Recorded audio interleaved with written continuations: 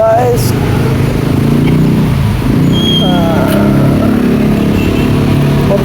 for this video guys, share ko lang sa inyo yung tips at kaalaman sa pagmamaneho, maging 4 wheels man ito or motorcycle.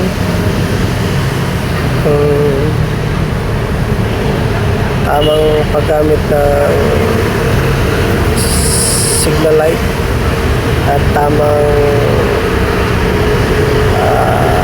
linya niyang sasakyan nyo, motorcycle nyo. Yan.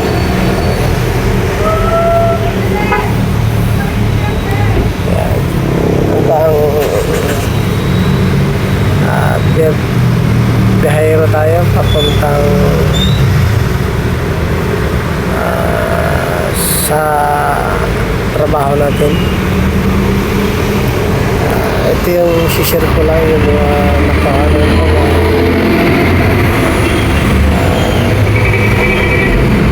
tips para lalo may idea yung mga lalong mga baguhan na nagmamaneho. Kaya left side tayo. Yan. Ito yung kay dyan sa unahan is may estudyante na tatawid, pero yan, kiri-kiri naman natin yan. Mga ganang sa basta dahan-dahan lang at sakto lang yung takbo. Yan. Yan.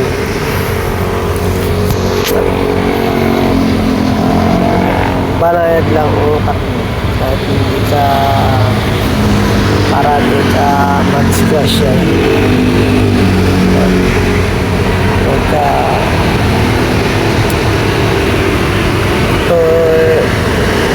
yun kasi ang una kong sinusundan yung pinaka-importante signal light eh.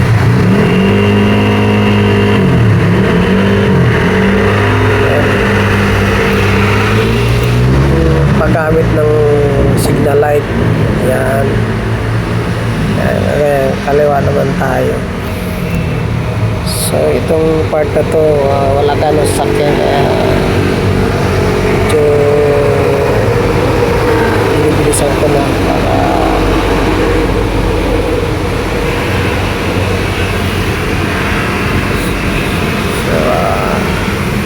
ang iba nagmadali kahit maraming sasakyan. Tapos pag ganito naman hindi naman binibilis yan, diba? Yan ang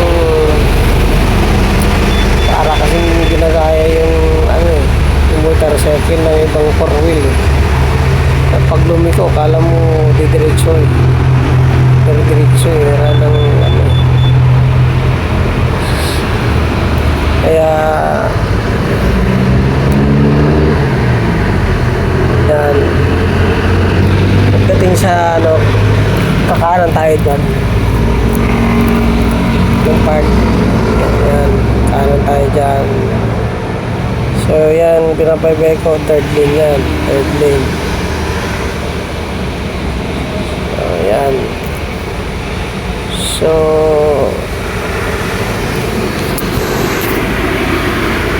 dapat kasi kung mga 50 or 60 lang takbo nyo,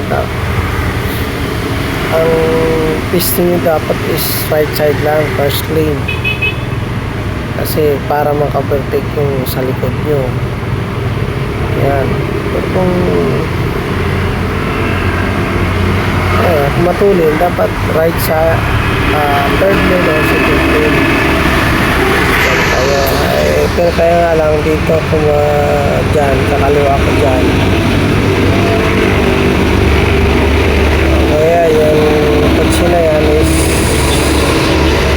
tamang distansya na magsisignal ka agad yan sa shout out sa'yo na kutsing puti. Yan.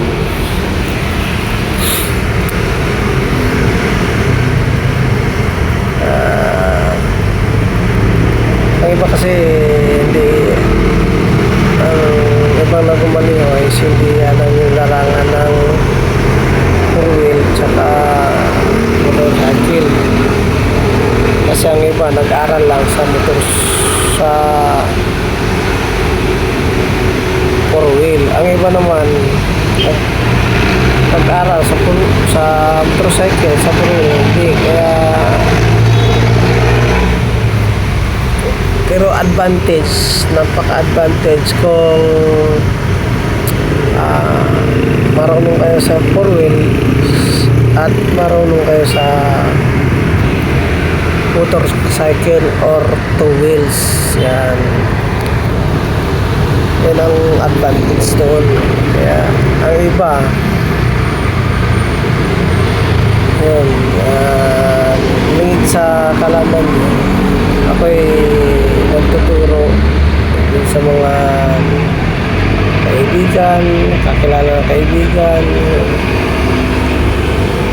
Nagtuturo ako ng pag-drive o pag-maneho, pag-four-wheels man o motorcycle.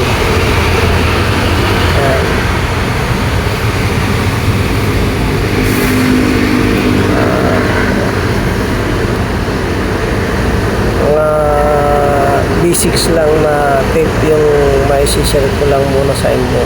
Yan.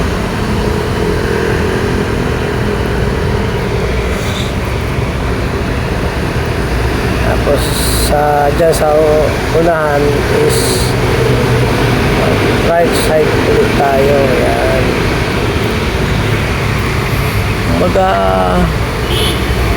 Bigayan lang, kaya dapat marunong magbigayan.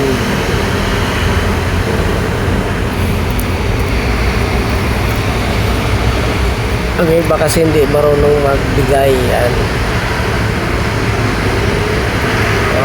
Dyan sa panelis pipisto na ako dyan sa bandang kanan kasi right side ako dyan eh. Kaya dyan ako pipisto sa kanan.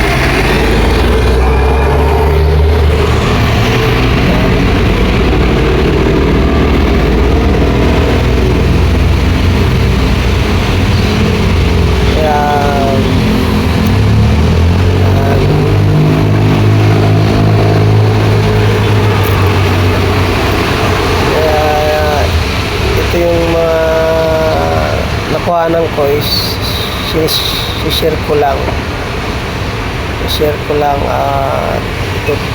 tinuturo sa inyo para lalo pa yung sa mga baguhan talaga na nag-drive kasi hindi alam ang ano nito eh, pag-drive or tamang linya.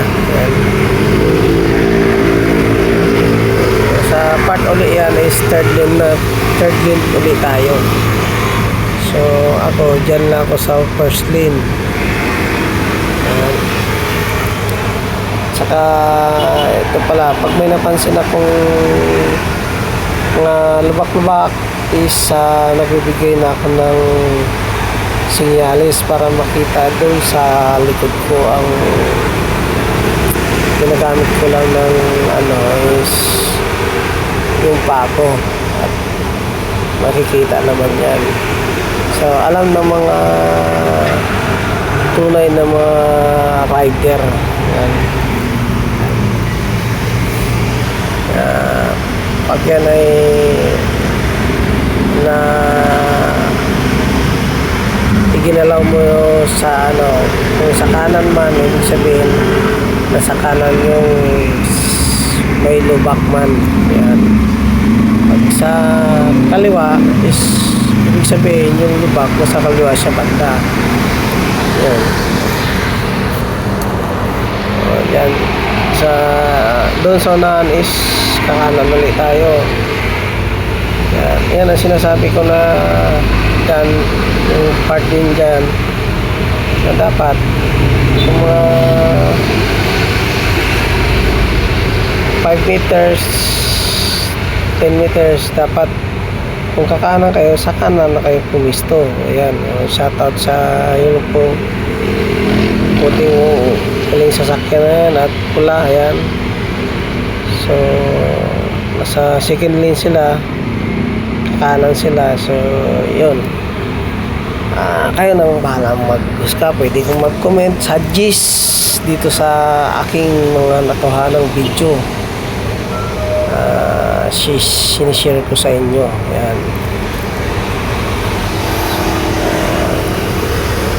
Sana makakuha ng konting aral, lalo na sa mga baguhan. Aralangan ng pagmamaneho. Ayan. So dyan tayo nakapiso dahil nakaliwa tayo. Ayan. Nakasignal din naman tayo. Ayan. So dyan ng ano na yan ay sa second lane siya, pero maluwag siya na second lane. Kaya ito yung bantang part na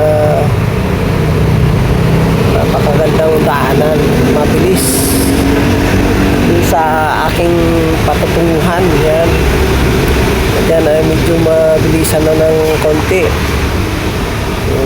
Tamang 100 eh magiging 150. Ay charot, 100 plus lang pala. Kala ko big bike yung dala ko, 125 lang pala. So yan, so pag mga ganyan magsanay na kayo. Yan, mabilis na caring nyo na yan. Yan, dyan tayo. Yan, at napakagandang daanan. Yan, napakaluwag. Kahit second lanes lang siya, pero napakaluwag. So ito yung linya na to guys, sa dulo is puro pakanan na yan. Tapos sa akin naman is tatawid na ako, kaya kain ako ng konti ng kaliwa. Discarding Marino ba yan? Yan.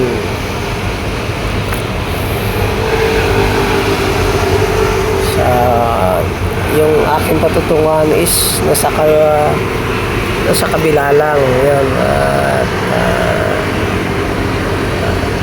safe naman tayo sa ating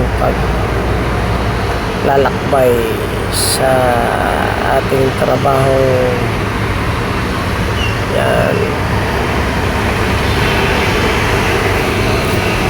Yan guys, salamat at sana may matutunan